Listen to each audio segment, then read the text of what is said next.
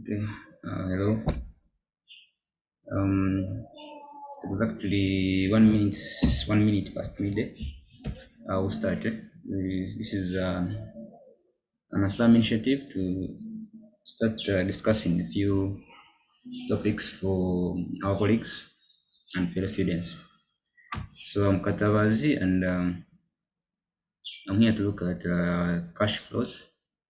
And like I already shared the question, allow me to display it.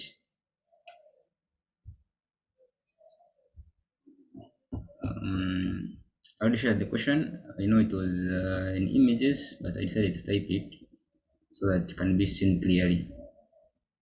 Okay, so we're given a balance sheet. We are also given a statement of comprehensive income. Okay, the year we're looking at is year ending 31st March 2017. And the requirement is really to prepare a cash flow statement. That is IS 7. So by this time, I would expect you guys to be having an idea on cash flows, and at least you should be familiar with the format of the cash flow. Okay, I decided to type it here so that we can be able to all follow on this.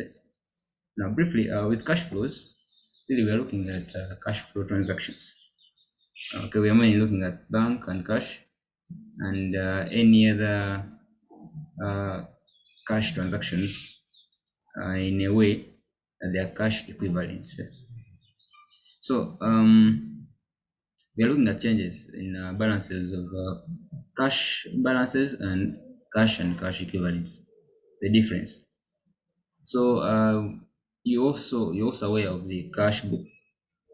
Okay, the cash book records all cash transactions, not necessarily cash, but also bank transactions.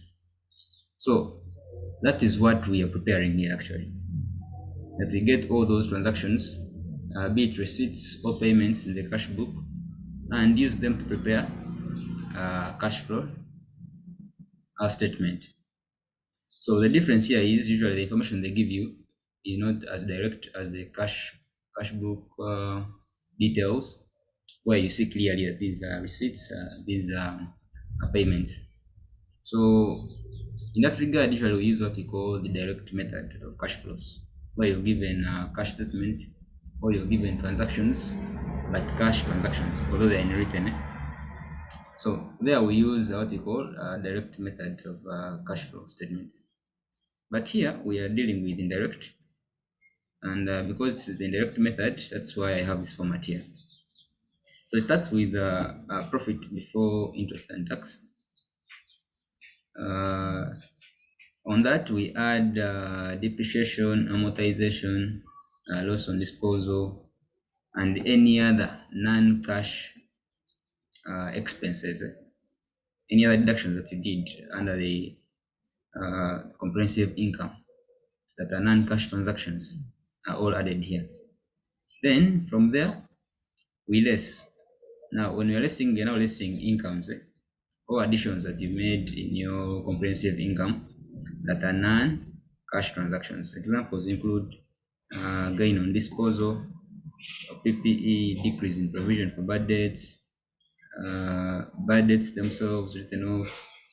Okay, and then having looked at your entire statement of comprehensive income, then we go to the balance sheet where we mainly focus on the current assets and the current liabilities, excluding, of course, cash and cash equivalents. So in that regard, we're interested in all what we call changes in working capital. Once you focus your eyes on current assets and the current liabilities, you're basically looking at changes in working capital. So there, when you have an increase in inventory, we are saying uh, it's in brackets. Reason being, we are saying it's negative or it's being deducted. Why? Because if your inventory is increasing, can only mean that you're spending money on inventory as a business. So if you're spending, clearly that's not good for our cash. Then if there's a decrease in inventory, likely you're selling off your inventory, and because of that, we are receiving money. So it's good. That's why it's positive here. Then finally, as far as operating activities are concerned, we have interest paid and tax paid. Now you will appreciate that on your statement of comprehensive income. Allow me to show you this one that we have here. The question you're going to look at. When you look at this statement of comprehensive income, you find that you have gross profit. Okay, from gross profit we deduct operating activities, then we deduct finance costs, or what we call interest in this regard as far as cash flows are concerned. Then you have profit before interest, before income tax. Then you have income tax. Now these figures that you're seeing here, the ones that we put under the comprehensive income, because of the accrual concept under the accounting concepts, we record transactions as they occur, not necessarily as far or as cash passes or as cash is involved. So because of that, these transactions that you find here are the expenses that we estimate or we actually incur, but they don't necessarily signify the actual amount that we have paid, okay, because of the accrual concept.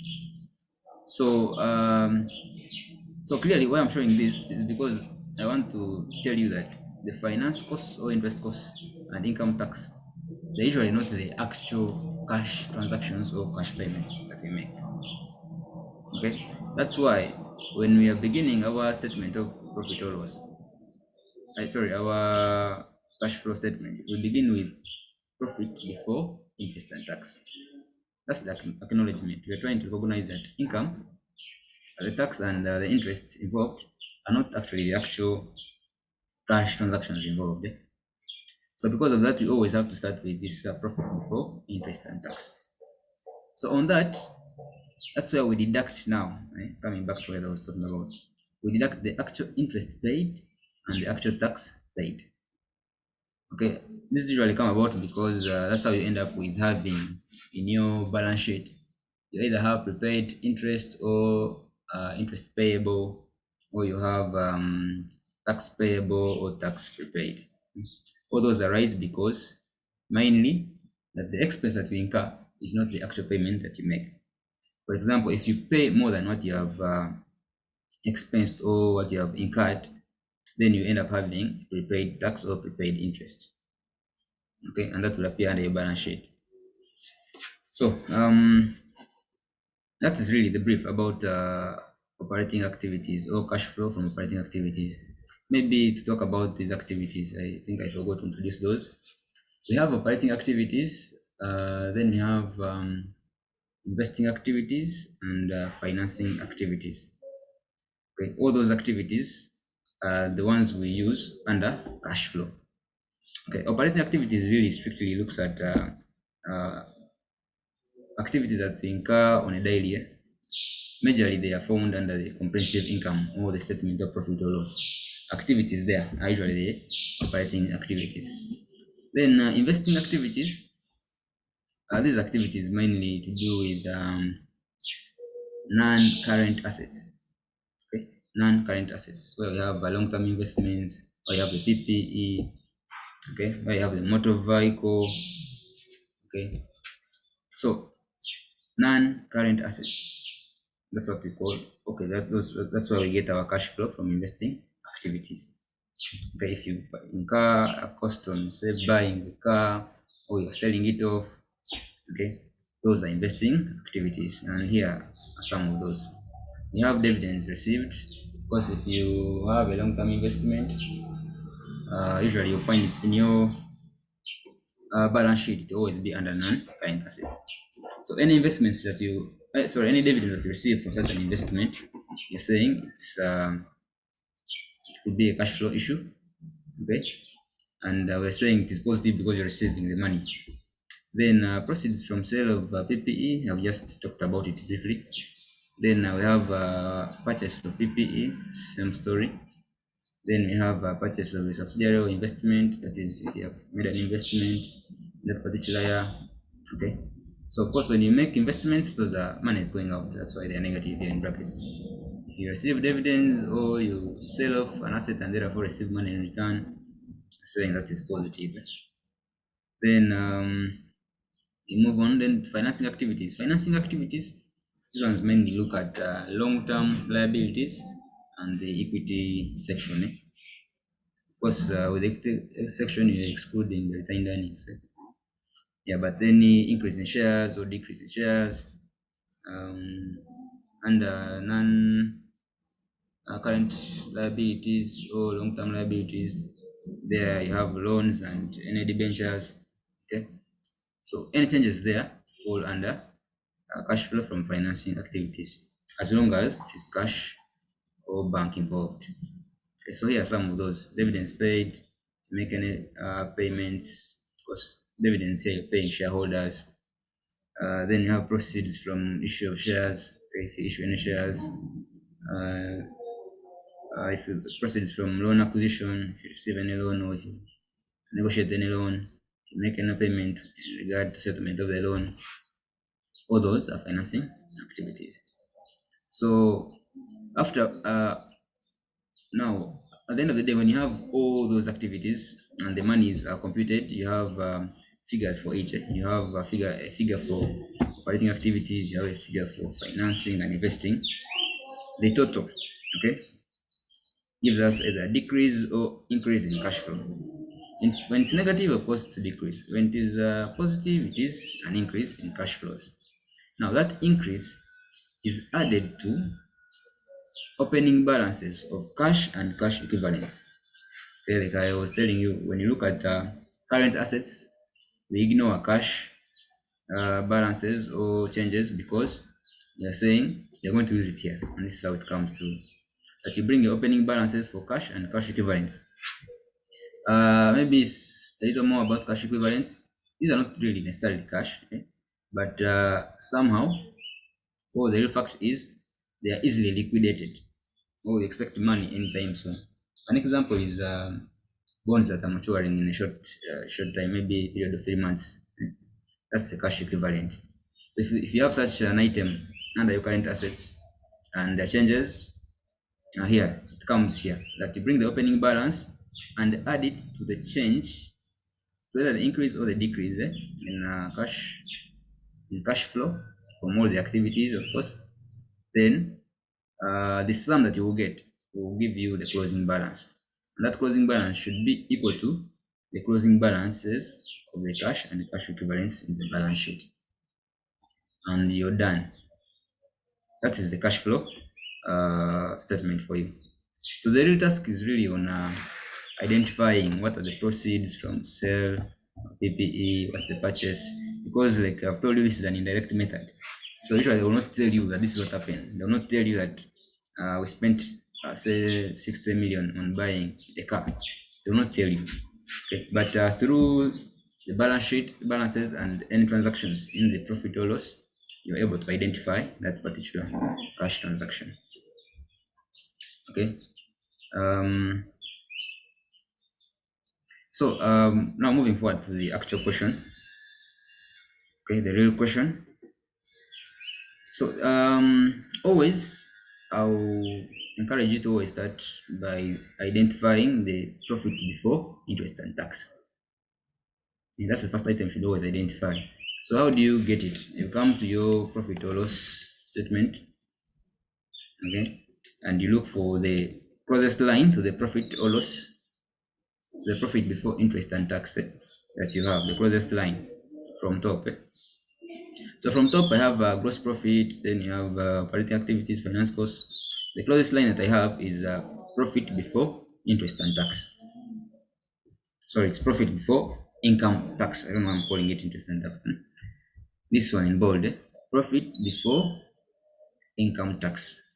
It is 1050.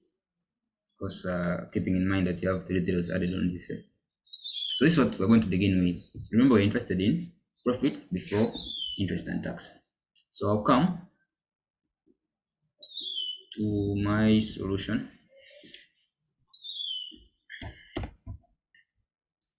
Okay, I think it should allow me put this this one here, this format somewhere down, since you have seen it, and I hope you have appreciated it. Um, okay, unfortunately, you guys are not logged in, so I'm not seeing. I cannot ask for any questions. Okay, you can't ask for any questions, but nevertheless, you'll find a way of reaching out to me and ask your questions where you feel you didn't pick. So I'm saying, let me take this one down, my format this side, so it can allow me to type closely with what I'm seeing. So the start line, the first thing that you start with is the heading, of course. For this particular one, you would say the company name, which is Power Bernard, uh, cash flow statement for the year ended 31st March 2017. And that's the heading. So maybe to write it.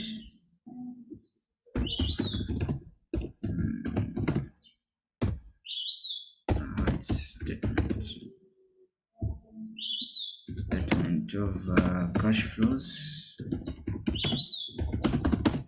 for the year ended 31st March 2017 in what? In RMs, and the figures are in thousands. Okay, so the first thing we normally begin with is the cash flows from operating activities, and I told you the first line is profit before interest and tax. Allow me to use the shortcut. But unfortunately, with our information that we have, we don't have that line. That line is not given. We rather have profit before income and tax. It's the one that is closest to profit before interest and tax. So you come and write your profit before tax. It's the one that we have. It is 1,050. So you ask yourself, how do I get to profit before interest and tax? You come and you see any interest that is charged, that is given in this information, that was charged, so that you remove it. Okay. So here, as you can see, it's in brackets, meaning it was charged, or it was expensed, or it was deducted. So you add it back. Okay, you add back the finance cost. Okay, it's 250. I'm adding it back so that I end up with what we call profit before interest and tax.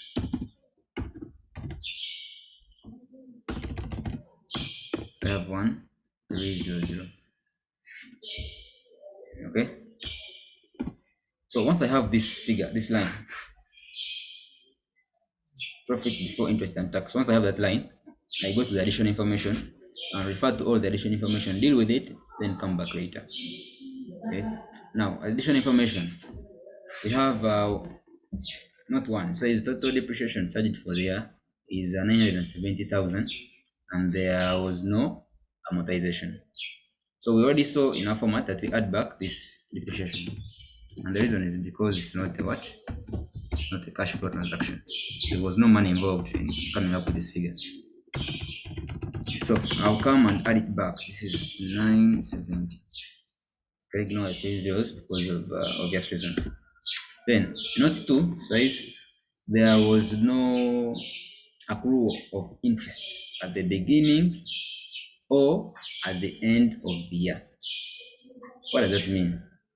It means that what was charged in our profit or loss statement is the actual payment that we made. Okay. So of course, by this statement, they mean that when you go to your balance sheet, you will not find there anything like interest paid or interest accrued as far as this period is concerned. Okay, and you can go there and confirm. Interest. This is tax.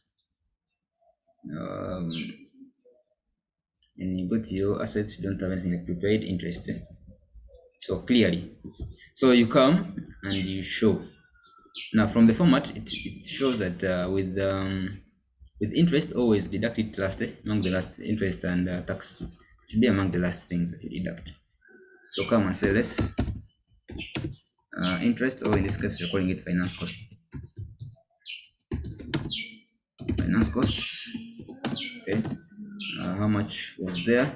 Come to your balance, I mean your income statement, and confirm how much was there. It is 250. Okay, here it is 250. So come and deduct the 250. So someone may ask, why was it added first, then now it's being deducted?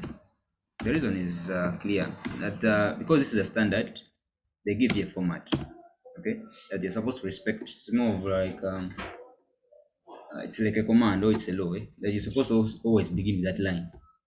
So why we added back this interest is mainly because we want to come up with this first line that's supposed to start the whole thing. This line here, I can put it in bold. We're supposed to begin with this line. So without that line, you manipulate your data to end up with this line. That's why we added up. You had to add the interest costs again so that we end up with this line. Okay, I hope I've not confused you. So we're listing finance cost here because you're saying it is the actual cash payment that was done as far as interest is concerned. So come back to note 3 and finish the additional information. Note 3 says this company finances a number of its PPE through purchases using the finance leases. Okay, remember leases, that is IFRS 16. Okay, you remember leases where we have the finance lease and operating lease. In this case, the finance lease. You remember the competition that once you recognize the finance lease, once somebody acquires an asset on a finance lease, your first task is to find the value of right of use. Once you have the value of right of use, you debit your asset because you're having it, you're going to be using it, and credit the finance lease obligation. Okay, that's what they're testing here. That you know that information, and from there you can be able to deduct or to confirm the actual cash that was involved at the end of the day. So here I will come and draw my T accounts, the PP T account and the finance lease T account. Okay, so I've drawn some things here just to help me with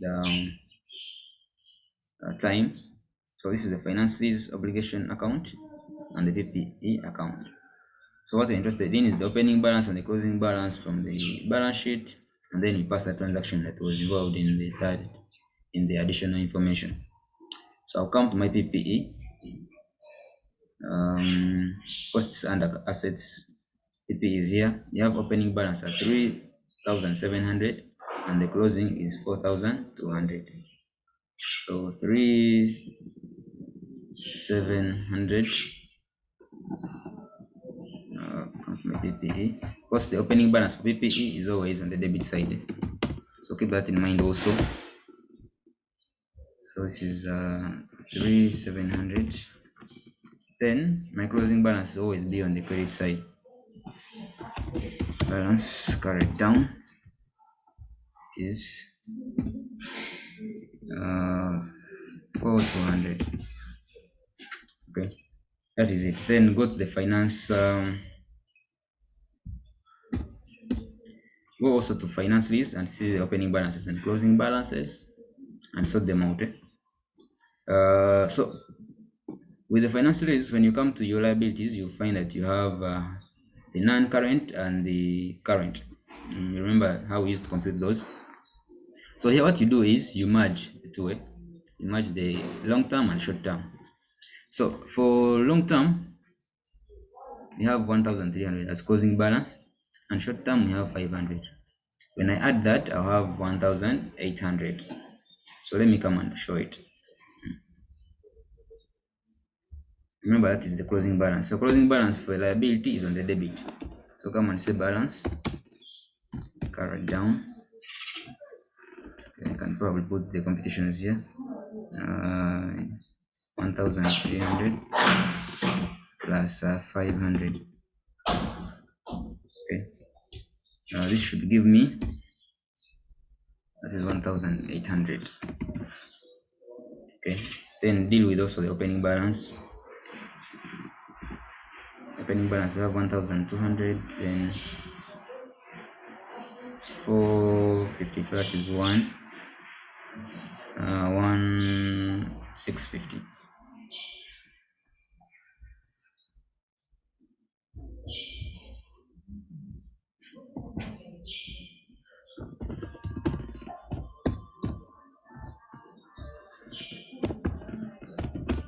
650. It came from 1200. Then we added 450. Okay, those are opening balances and the closing balance. So by doing that, you have dealt with the balance sheet information, and that's okay. So what you do is now you go to the additional information and you see what they were saying in regard to this particular information. They were saying that this company finances a number of PPE, okay, through purchases using finance leases, okay, in the period, the 2017 period that you're looking at.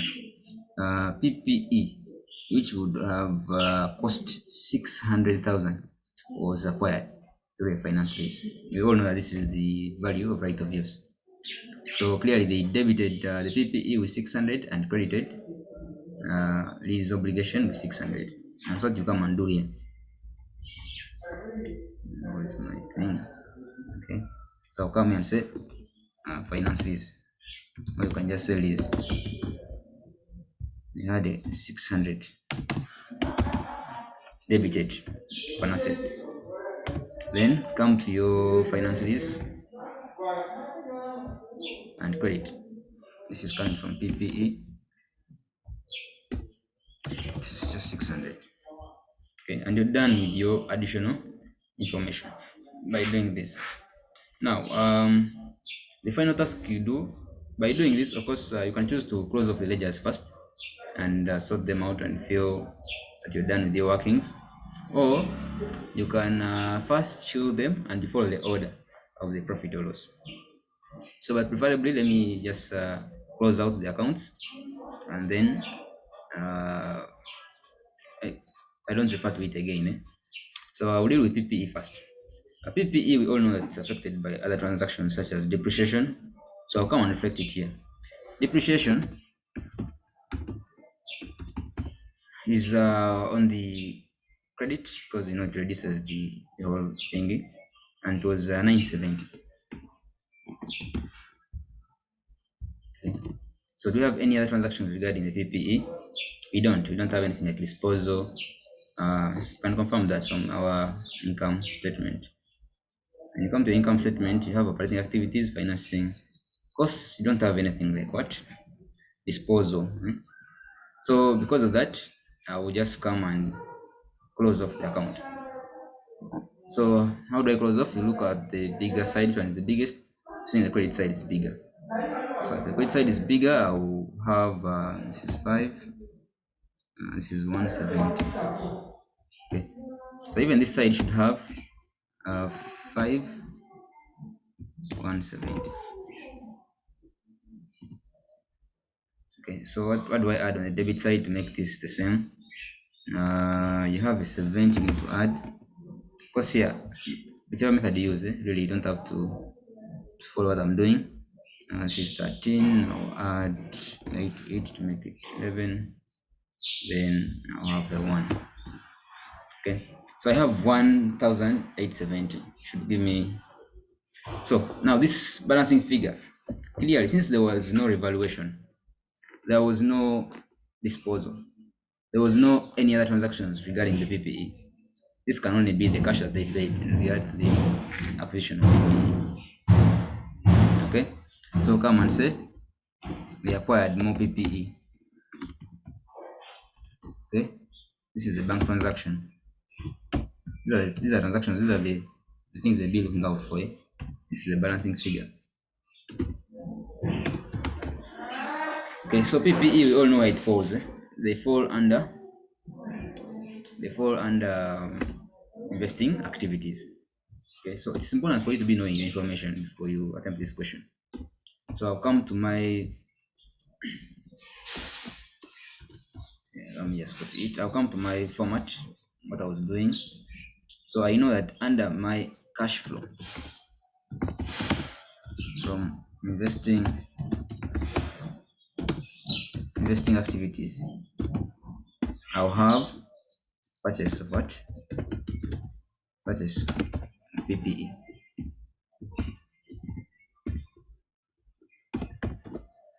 Okay, and it costed me 1,870.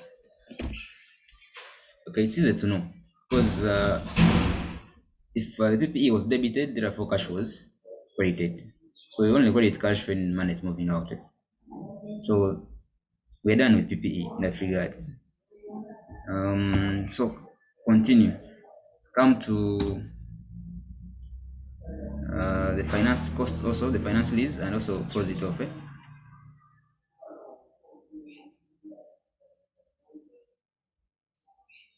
I'm just trying to confirm this figure. I don't think it's correct because it's 7 to be 14, 21. So I don't think one is here. It's just 870 really. Okay, so the figure is 870 and not 1. Okay, because these are errors that you need to avoid really. You can't afford to make such errors. Then I was saying, let's look at also the finance lease and close it off. So our total, as you can see, still the credit side is bigger. Okay, so I have 250. Okay, so this side should also have 250. So what is missing? What was the transaction? So before I look at the transaction, I can maybe confirm the amount. This will be 450. Okay, so now you ask yourself, what can be debited in finance leases? Okay? What can be debited in our obligations, in our liabilities? We only debit liabilities when you have made payments. You agree with me on that? When you make a payment, your liability will reduce, and when your liability reduces, we debit the liability. So that's why it's a debit transaction here. So you come here and say settlement. You can say settlement, or you can just use to say this is a bank transaction or cash transaction. Okay, brackets balancing figure. Okay, these are the silent transactions that they're looking out for. So we all know where non-current liabilities fall. Non-current liabilities all fall under financing. Okay, so come under your finance activities. Sorry. Okay, cash flow from financing activities. Then you say settlement or payment of finance lease obligation or liability. Okay, it's a payment, so brackets it was 450. Okay, as nice as that. So you're done with finance lease really and PPE. So come to your profit or loss statement and move line by line as you finish the question. So in that regard, I will go and look at my statement. So remember, we began with profit before income and tax. This is what we began with, this line. So I move line by line. So you move downwards. You don't begin from up again. You don't go to sales, revenue, cost of sales. Okay. The line you began with is where you continue from. Okay. Because as you saw, we dealt with finance costs. So come to your income. Now we have income tax. Did you deduct uh, any expense in regard to tax? You can confirm that. When you come to your working, you don't have that line. You only have the one of finance. So you come and say less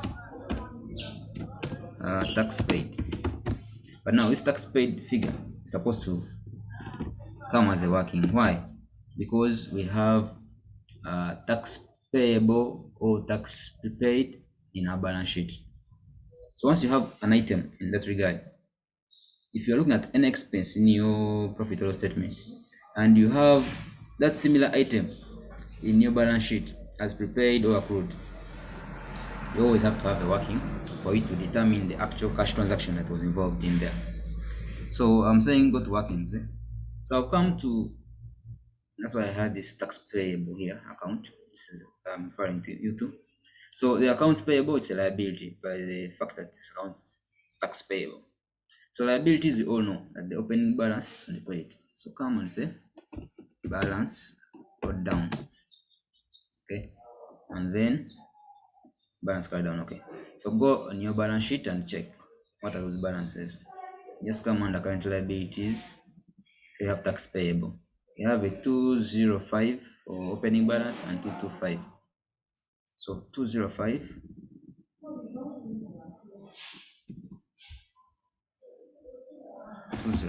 opening balance, then 225 closing balance. Okay, then what else? There was a transaction that was passed that they debited the profit or loss statement with an income tax of 450. That means they must have credited the tax payable account at 450. So come and show that transaction. Okay, so tax expense. Okay, this is 450. It increases our liability. Once you incur an expense, we're paying it for it. So, but does the account balance out, or there was another transaction that happened that we don't know about? So come and balance off. The credit side is bigger, so I'll begin with that 655. So come here and also do 655. So ask yourself, what did we really have on the debit side that we don't know about? So the difference is the answer. So here I have 4, then I have 3 zeros. Okay, yeah. So that's 430. So this is the tax payment that we actually did. This is a bank transaction. Okay, balancing figure. You can call it bank transaction or cash transaction. You can also choose to just say tax paid. The same thing. So come and say, and our actual payment, what we paid was 430. So remember it is lessing, so 430. Let me put in brackets. These figures in brackets because those are the actual payments that we made. So by that I'm done with operating activities. Am I? No. I still have changes in what? In working capital. So put changes in working capital where we look at current assets and current liabilities. Okay, so go to your current assets. So under current assets, I have inventory. It was reducing. I have accounts receivable. It was increasing. Then under our liabilities, we have current liabilities. Okay, we have tax payable. It was increasing. We have finance. You can have looked at it. Finance list. So you ignore. Then bank overdraft. This is the cash equivalent. So you also ignore. So we move on. So we have let's begin with inventory. Inventory is decreasing by 100. So I will say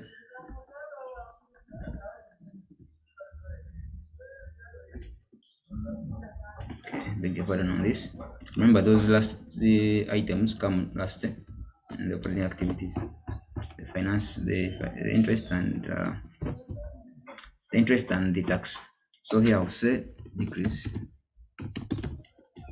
in inventory. So we have all seen that it is increasing to 600 from 1,500.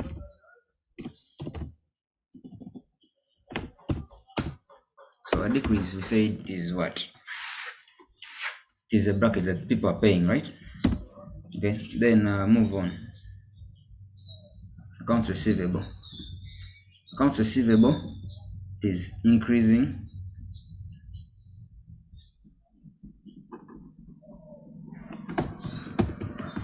increase in accounts receivable to 2,200 from 1,800. Okay, this one is increasing. It means that people are taking our money or taking our goods without paying, so it's not good for the business. It is 400. Okay, correct. Then move on. So the next thing is the liability, tax payable. This one it is increasing by 15. It's increasing by 20.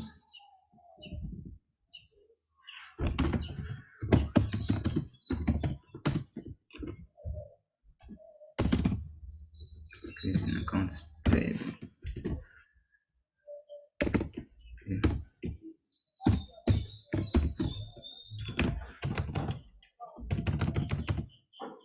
So for liability, when it is increasing, it means that we are not paying. So it's good for the cash. So this is 20. Yeah. Okay.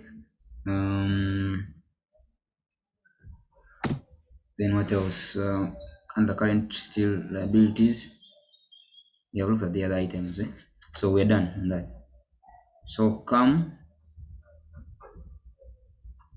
and get the final figure, what we call net cash flow from operating activities.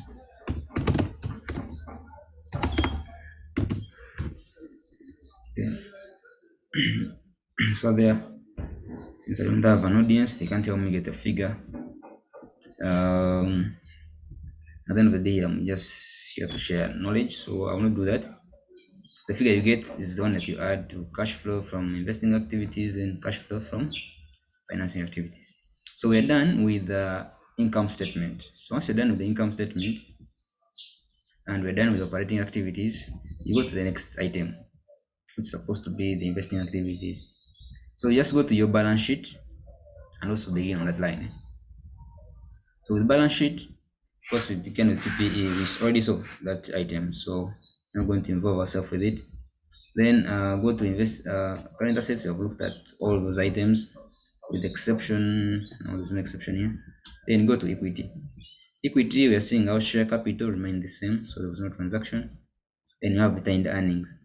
Retained earnings, usually just do it to confirm whether the dividends was also were deducted or were actually paid. So for retained earnings, I'll have to draw a T account for it. Um, so let me just borrow this one.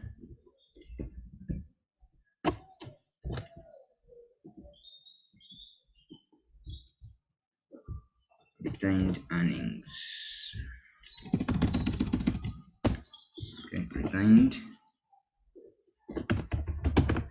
earnings. So retained earnings, because they're under equity, they have a normal credit balance. So the opening balance is on the credit.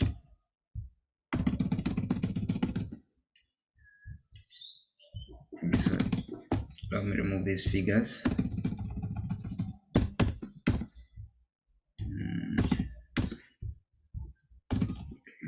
Sorry about that, but should be fine. So come to opening balance, retained earnings. So as you saw with the balance sheet, you still move line by line. So we saw all those lines until we reached under equity. Under equity, we have also seen share capital, it is constant, so we don't need to bother ourselves with it. Then retained earnings, which is saying you have an opening balance of 1,900. Come and put it 1,900. You also have closing balance as 2,200 and confirm 2,200. Yes, okay. Then we know what affects retained earnings. We know that our profit for the year will always end up there. So come and show it. What is our profit for the year? Here it is. Net income for the year. It is 600. Okay. Come and put it. They always increase. So net income, in this case, I'll call it net income 600. Okay. So try to balance and see if there's any other transaction that you may be aware of and you may want to still pass. So here we have this side is bigger, so we have 2,500. Okay, so this side should also be 2,500.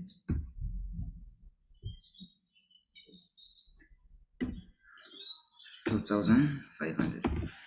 So here clearly it shows that there's a transaction of 300 that's supposed to happen, and this is supposed to be the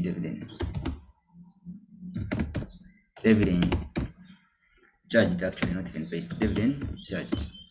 Okay, so but when you look at your additional information, it tells you, not additional information, but just below the comprehensive income, there's a statement that says dividend paid in there 300. Okay, so this one should not surprise you, because at the end of the day, once all the transactions are correct, everything will work out by itself. So assuming the dividend paid was not 300 as it is here, maybe it was 500 or it was 100. What happens is you'll find that you're in your statement of financial position, what you're calling the balance sheet right now, you'll find there some balances, the opening and closing balances. So they always cater for that difference. So having said that, this is the dividend that was charged or paid. So come to your dividend paid is under what? Financing activities, right? So come under financing activities and you say dividend paid. Okay, it is 300, so it's paid, it should be in brackets.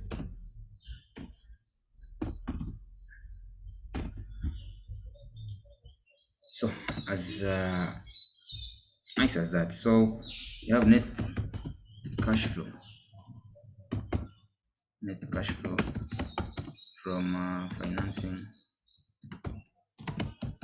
activities. So it's negative. Okay, that sum, that is 750. Okay, you can also do this one since it is one transaction. Still net cash flow from investing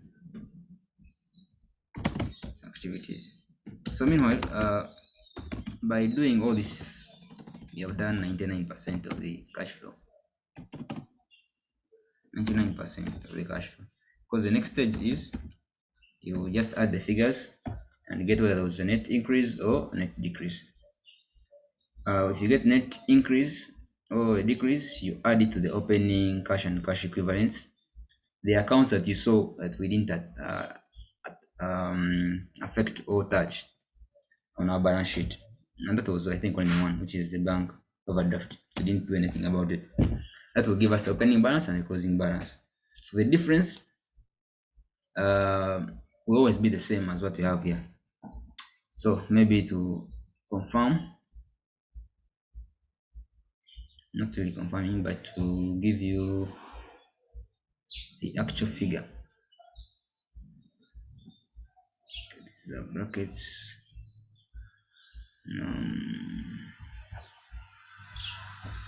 So in a moment I'll give you the actual figure.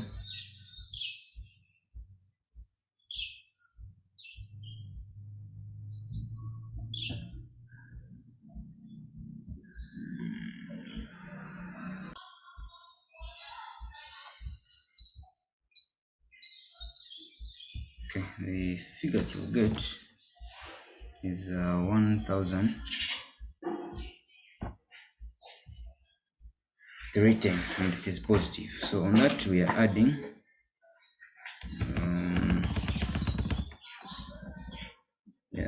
this negative 870 and negative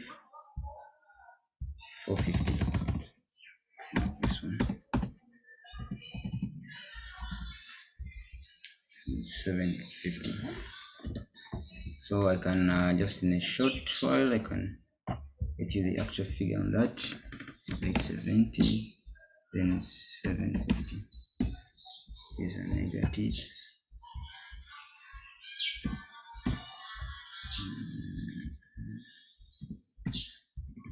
So end up with negative 310. Okay, negative 310. So negative 310, that is decrease. decrease in cash, yes, decrease in cash and cash, sorry, cash equivalence.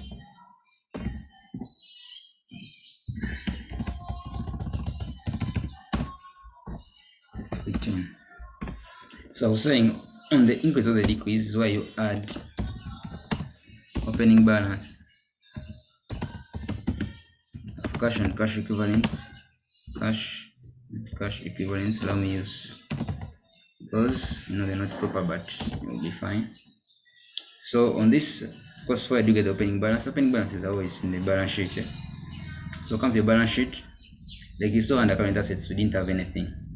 We didn't have any cash balance. But we didn't have any cash balance or any cash equivalent.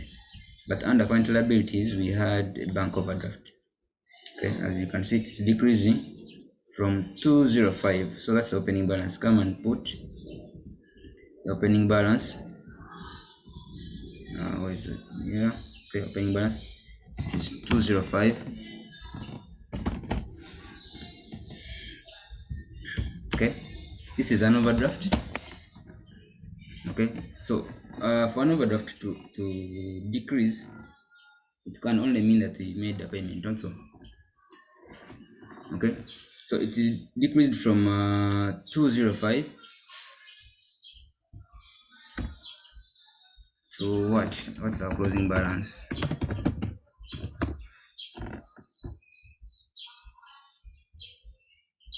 Our closing balance is okay.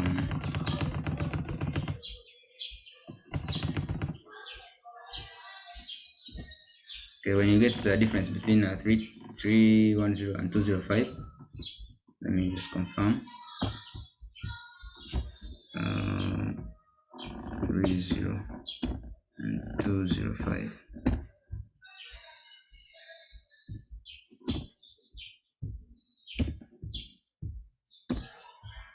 End up with 105, which is the closing balance of the overdraft.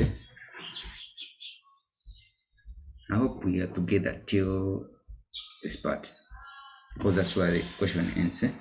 So always begin with overdraft and cash balances. Okay, actually this reminds me, I think this is supposed to be in brackets. Why is it in brackets? It's because it is an overdraft. It does not have a normal debit balance. So at the end of the day, this will also be in brackets.